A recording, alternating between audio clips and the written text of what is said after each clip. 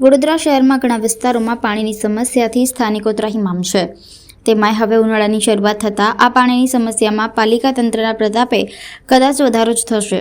Ajwa road Ashok Nagar સોસાયટીના રહીશો દ્વારા વોર્ડ નંબરના કાઉન્સિલર પ્રફુલ્લાબેન જેઠવાને પણ લેખિતમાં રજૂઆત કરવામાં આવી હતી, પરંતુ યોગ્ય જવાબ અને નિરાકરણ ન આવતા સ્થાનિક લોકો આજે એકત્રિત થઈને પાલિકાની વડી કચેરી ખાતે આવી પહોંચ્યા હતા। આજવા રોડ વોર્ડ નંબર 5માં સમાવિષ્ટ વિસ્તાર અશોકનગર સોસાયટીના રહીશો છેલ્લા 1 વર્ષથી પીવાના પાણીની લાઇનથી વંચિત રહેતા સ્થાયી સમિતિના ચેરમેનને રજૂઆત કરવા પહોંચ્યા હતા। પાણીની સમસ્યાથી ત્રાહિમામ રહીશોએ મીડિયા સમક્ષ પોતાની વ્યથા ઠાલવી હતી। અમે આવ્યા છીએ ગાડી ચેરમેનને મળવા માટે આવ્યા છીએ। અમે વોર્ડ નંબર 5માંથી અશોકનગર સોસાયટી મહાવીર હોલની સામે ત્યાંથી આવ્યા છીએ। અમારે 30 વર્ષથી ફાઇલ અમારી ગટર લાઇન છે ને તે પાણીની લાઈન છે તે બદલાતી જ નથી। અંદરથી કાણા પડી ગયા છે, અંદરથી ગંદુ પાણી આવે છે અને અમે 10 મહિનાથી ફાઇલ મૂકેલી છે, પણ હજી અમારી ફાઇલનું કોઈ સોલ્યુશન આવ્યું નથી। એટલે સ્મિતાબેન ચૌહાણ, એટલે અમે ચેરમેનને મળવા આવ્યા હતા। એ ચેરમેન પણ અમારે ત્યાં વચ્ચે આવી ગયા હતા મહિના પહેલાં, શીતલભાઈ મિસ્ત્રી, પણ અમને એવું કહ્યું કે થઈ જશે, અઠવાડિયામાં પણ કશું કામ થયું ને એટલે અમારે સ્પેશિયલ આજે એમને મળવા આવવું પડ્યું છે। અમને પોઝિટિવ જવાબ આપ્યો છે કે તમારે અઠવાડિયાની અંદર કામ થશે। હા, સ્થાનિક કોર્પોરેટરને અમે એમણે કહ્યું છે કે લેખિતમાં પણ આપ્યું છે અને એમણે એવું કહ્યું પણ છે કે અમે આગળ ફાઇલ મોકલી દીધી છે, પણ આગળથી કામ થતું નથી તમારું।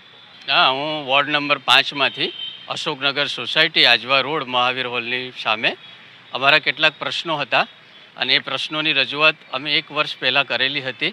મેં લેખિતમાં પણ આપ્યું હતું, પણ લેખિતમાં આપ્યા પછી અમારી જે ફાઇલ તૈયાર કરવામાં આવી એ ફાઇલો ક્યાં અને કેવી રીતે તૈયાર થાય છે એના માટે મેં ઘણું બધું પુટઅપ લેતો રહ્યો। ત્યાંથી અમને સંતોષકારક એવા જવાબો મળતા નહોતા, એટલે આજે અમારે ન છૂટકે સીધા ચેરમેન સાહેબને મળવા માટે આવવું પડ્યું છે અને ચેરમેન સાહેબે અમને એક પોઝિટિવ જવાબ આપ્યો છે કે તમારું કામ થશે। એ પહેલાં પણ ચેરમેન સાહેબ અમારી સોસાયટીમાં આવ્યા હતા અને આમાં પ્રશ્નોની રજૂઆત અમે કરી હતી।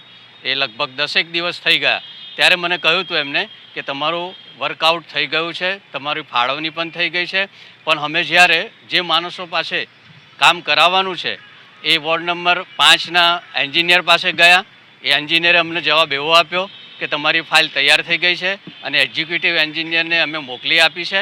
એક્ઝિક્યુટિવ એન્જિનિયરે મને ટેલિફોનિક વાત થઈ ત્યારે એન્જિનિયરે અમને એવો જવાબ આપ્યો કે આવી તો અમારી પાસે કોઈ ફાઇલ આવી નથી। એટલે અમને ધ્રાસકો પડ્યો કે અમારી ફાઇલ 1 વર્ષથી રખડે છે ક્યાં। એટલે આજ રોજ અમે સોસાયટીના બધા સદસ્યો સીધા ચેરમેન સાહેબને અમારી સમસ્યા છે પાણીની નવી લાઈન નાખવા માટેની, અને હા અમારા પ્રફુલ્લાબેન જેઠવા છે, ડૉક્ટર હિતેન્દ્ર પટેલ છે। હા, પ્રફુલ્લાબેનને મેં રજૂઆત કરીને લેખિતમાં અરજી આપી હતી અને એમને મને કહ્યું હતું કે મારી કક્ષાએ જ્યાં ફાઇલ પહોંચાડવાની છે ત્યાં મેં પહોંચાડી દીધી છે, છતાં પણ 1 વર્ષ નીકળી ગયું।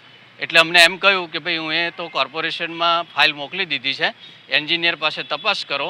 અમે એન્જિનિયરને પૂછ્યું કે અમારી ફાઇલ આવી છે કેટલે, તો એમણે હિતેન્દ્રભાઈ જ્યારે હતા ત્યારે હિતેન્દ્રભાઈને સ્પેશિયલી અમે મળવા નહોતા ગયા, પણ અમને સ્થાનિક કક્ષાએથી એવું આશ્વાસન મળ્યું હતું કે ભાઈ ફાઇલ આપની પુટઅપ થઈ ગઈ છે અને યોગ્ય રસ્તા ઉપર જઈ રહી છે। અમારા સોસાયટીના લગભગ 25 મકાનો છે અને અશોકનગર, મારું નામ નરેન્દ્રભાઈ ચૌહાણ।